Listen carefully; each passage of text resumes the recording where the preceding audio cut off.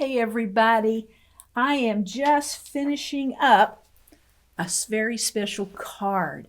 I have a friend who is in the Air Force, and I've decided to send him a card just to encourage him and thank him for all that he's doing. I began to think about that when we were talking about Norman Rockwell and how patriotic he was. So patriotic that when World War I started, he enlisted in the Navy. Well, with the help of some bananas and some donuts. And so I thought that might be a great activity for us to do today. I want to ask you to write a card or write a letter to someone in the armed services. Do you know the branches of the armed services? Well, we have the Navy and the Army, the Air Force, and the Marines, and the Coast Guard. Now, you may not know a soldier in any of those branches. You can ask your caregivers or your parents if they know of anybody and if they have an address.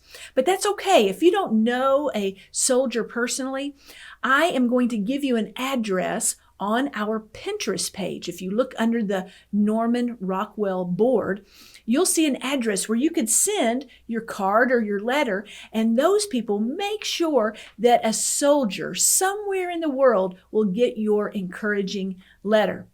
So I want to encourage you to do that. And then if you are feeling extra special creative today, I've got another idea for you.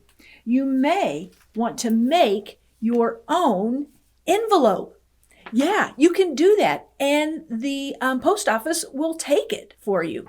On that same Pinterest page, I'm going to give you a pattern or a diagram of how to make your own envelope.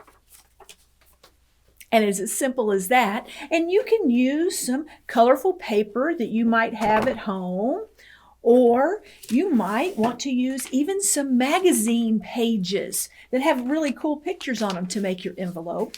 But it can be as simple as just getting a piece of printer paper and some markers out and doing a really cool picture on it and using that as your envelope. So I've got to get to the post office and get this in the mail.